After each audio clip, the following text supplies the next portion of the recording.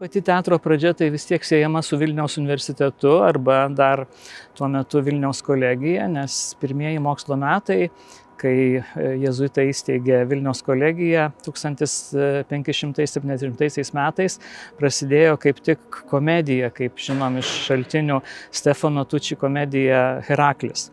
Bet taip, valdovų rūmai yra labai reikšminga vieta mūsų teatro istorijai ir ta teatrinė veikla šitoj teritorijoje prasidėjo jau 17 amžiaus 4 dešimtmetį.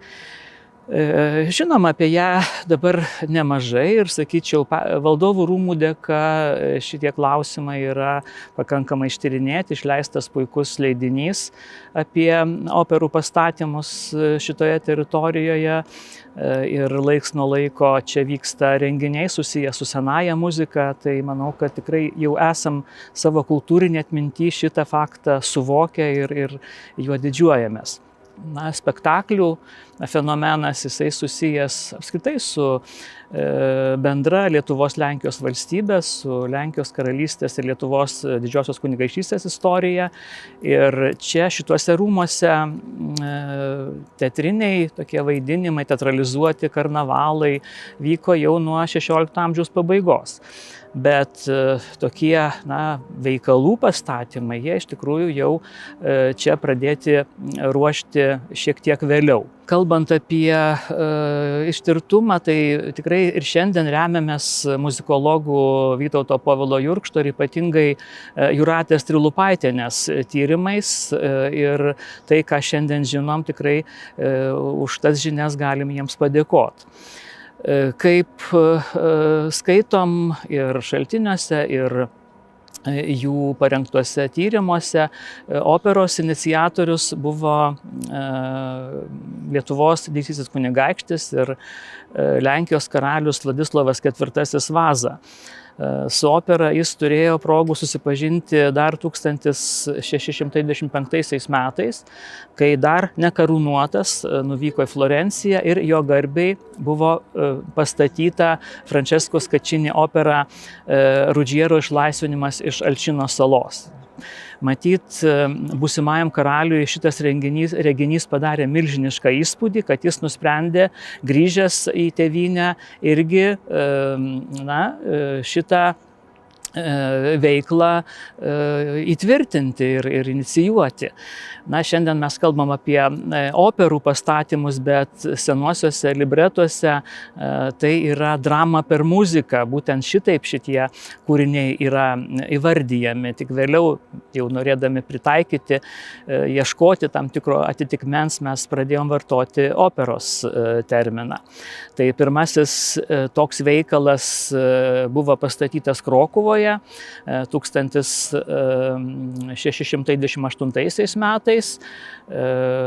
Karalaičio Vladislovo pergalė Valachijoje, jei neklystų, vadinosi šitas veikalas.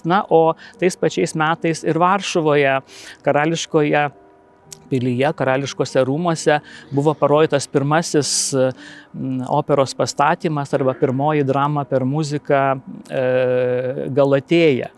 Tai jeigu jau grįžtume į valdovų rūmus, tai pirmasis spektaklis, kuris čia buvo parodytas, buvo 4 iš eilės Vladislovo IV Vazos inicijuotas scenos kūrinys. Nes Varšuvoje po Galatėjos dar buvo parodytos operos Judita, Dafnė, ir Elenos pagrobimas jau yra 4 veikalas ir jis buvo pastatytas būtent čia valdovų rūmuose ir jį žiūrovai pamatė 1636 metų rugsėjo 4 dieną. Šiandien kalbamės būtent šitą dieną, įdomus sutapimas.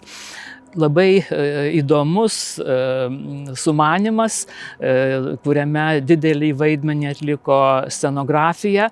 Apie tai sprendžiam ir iš spektaklio liudininkų Albrechto Stanislovo Radvilos užuominų, taip pat popiežiaus nuncijaus Mario Filonardi ataskaitų, kurie pateikia daugiau ir informacijos apie tą spektaklį. Sakykime, žinom, kad Elenos pagrobimas pagrobimas truko 5 valandas. Tai yra didžiulis monumentalus kūrinys ir apie tą monumentalumą liudija žiūrovai stebėjęsi scenografiją, dekoracijų kaita, scenos efektais ir kokie tie nelabai išsamūs liudijimai bebūtų, bet galim tikrai manyti, kad tai buvo puošnus, prabangus barokinio teatro pavyzdys.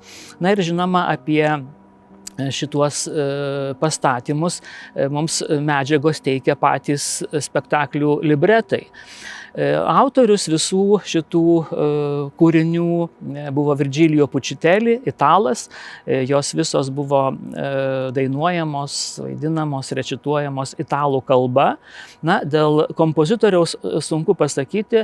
Jūratės Trilupaitienės nuomonę, sunku būtų teikti, kad koks vienas kompozitorius muziką rašė, galbūt daugelis dalyvavo, keli dalyvavo kompozitoriai šituos libretus įgarsinant, bet veikiausiai Elenos pagrobimą vis dėlto didžiausias nuopelnas Elenos pagrobimo buvo kompozitoriaus Marko Skaki. Šitiems spektakliams scenografiją, kaip žinoma, sukūrė architektas, inžinierius, scenografas Agostino Loči. Ir tai, kad scenovaizdžiai buvo iš tikrųjų neeiliniai, ypač prašmatnūs, sprendžiam ir iš amžininkų prisiminimų, bet taip pat ir iš libretų. Visi libretai yra išlikę ir juos puikiai į lietuvių kalbą išvertė italų kultūros žinovas Dainius Būrė. Ir šitie libretai yra prieinami, jie išleisti Valdovų rūmų leidinyje apie operą.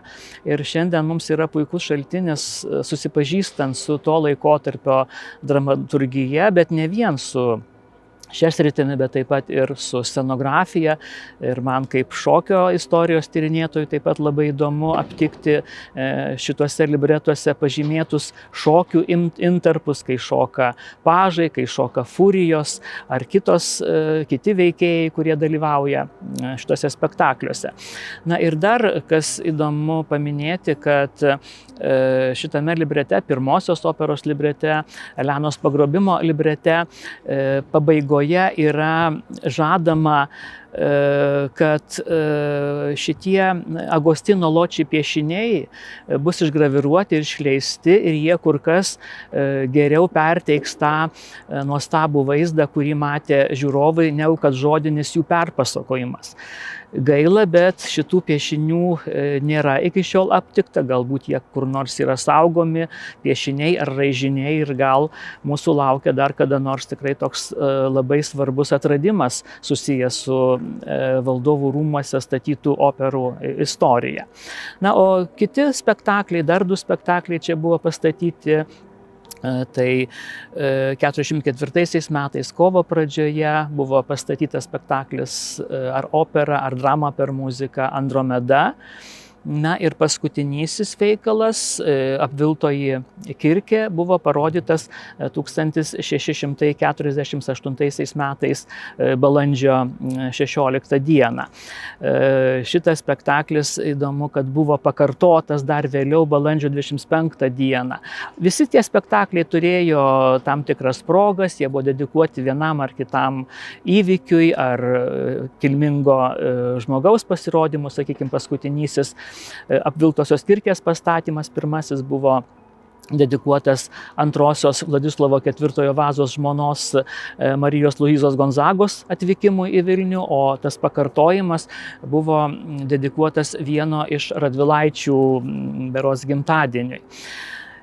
Ir taip pat dar įdomu paminėti, kad būtent čia Vilniuje ir nutrūko ta karališkosios operos tradicija, nes Apviltoji kirkė buvo paskutinysis spektaklis iš tų 12-13 priskaičiuojama, nėra tikslaus skaičiaus nustatyta, kiekgi vis dėlto Vladislovas IV Vaza inicijavo tų pastatymų Varšuvo ir Vilniui, bet apie 14, sakykime, tai Apviltoji kirkė buvo paskutinysis pastatymas, nes šiek tiek daugiau nei mėnesiui praėjus po Apviltosios kirkės parodymo, karalius Vladislovas IV Vaza Merkinėje mirė ir operų statymo tradicija Lietuvos Didžiojoje kunigaikštystėje, Lenkijos karalystėje silpo ir galiausiai nutrūko.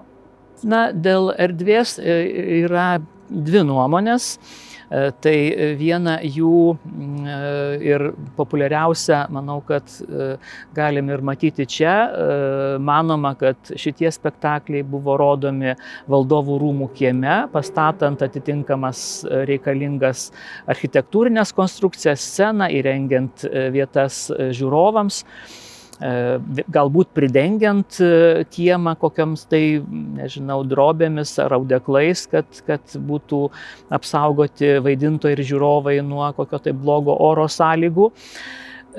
Bet tai yra nuomonė. O dar viena nuomonė, kurią palaikė, išsakė ir gynė Vytautas Povilas Jurkštas, kad spektakliai vis dėlto buvo rodomi uždarame kokiame tai uždaroje patalpoje, kažkokiai tai salėje, bet, kiek žinau, nenustatyta vis dėlto, kur tiksliai. Tokia tąsa galėtų būti mūsų dvarų teatrai. Bet dvarų teatrų istorija prasideda gerokai vėliau, jau sakyčiau, po maždaug 100 metų, kai pirmuosius spektaklius pradeda statyti savo rezidencijoje Uršulė Pranciška Radvilienė, maždaug 18 amžiaus viduryje, kai kiti mūsų didžiūnai, Oginskiai, ten Tyzenhauzai ir kiti pradeda savo rūmuose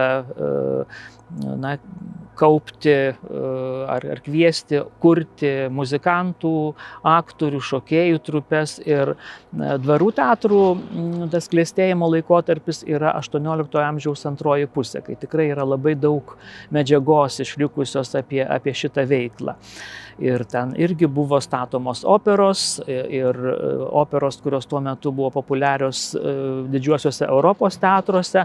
Taip pat buvo kuriamos operos, žinome, kad ir pats Mykolas Kazimieras Oginskis, Slanime turėjęs didžiulius operos rūmus, pats buvo kompozitorius, rašė operinius veikalus. Tai čia jau būtų vėlesnis laikotarpis ir, na, nežinau, ar galime jį sieti su Vladislovo IV Vazos ta teatro veikla, nors sąsaja galbūt būtų ta, kad kaip ir karaliui, taip ir mūsų didžiūnams opera, teatras apskritai buvo ir tam tikra kultūrinė veikla, tam tikra savo galios, savo turtų parodymo veikla.